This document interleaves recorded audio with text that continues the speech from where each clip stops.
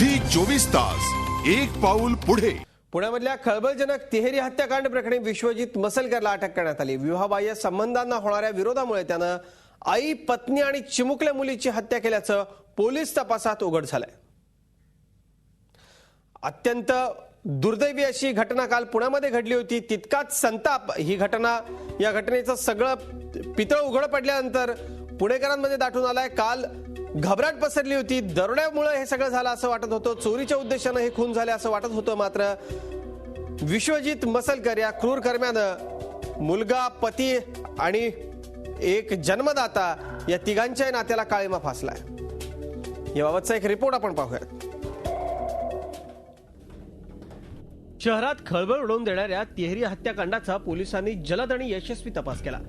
चोरीसाठी हत्या झाल्याचा बनाव करणाऱ्या विश्वजित मसलकरचा भंडाफोड पोलिसांनी केलाय। पोलिसांनी घटनाजन्य पुरावे, सीसीटीव्ही फुटेज यांची सांगड घालत या प्रकरणाचा तपास तडीस नेला।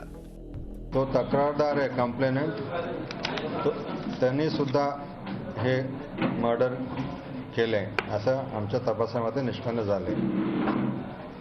त्यांनी काल अटक करण्यात आली आणि 8 दिवसांची पोलीस कस्टडी मिळालेली आहे। विश्वजित मसलकर एका खासगी कंपनीत नोकरीला होता। तिथल्या एका तरुणीबरोबर त्याचे संबंध होते। मात्र या संबंधांना घरातूनच विरोध होता। परिणामी संतापलेल्या विश्वजितनं आई, पत्नी आणि मुलीची हत्या केली।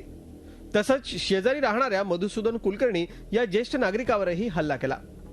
त्यांना बायकोला आणि मुलीला मारल्यानंतर त्यांना आवाज आले, तो त्यांना मतलब वाटला की तो त्यांनी बघितलं असेल, तो त्या उद्देशाने त्यांना पण मार। मधुसूदन तो गंभीर जख्मी आहे, तो हॉस्पिटलमध्ये आहे, तो शॉकमध्ये आहे फिलहाल, लेकिन सेफ आहे। नात्यांना काळीमा फासणाऱ्या या हत्याकांडाची उकल झाल्यानंतर उघड झालेलं सत्य पाहून सगळेच अवाक झालेत। मात्र विवाहबाह्य संबंधांसाठी रक्ताच्या नात्याचं झालेलं हे हत्याकांड सगळ्यांच्याच काळजाला चटका लावणारं ठरलंय। झी 24 ताससाठी अरुण मेहत्रे, पुणे। झी 24 तास एक पाऊल पुढे।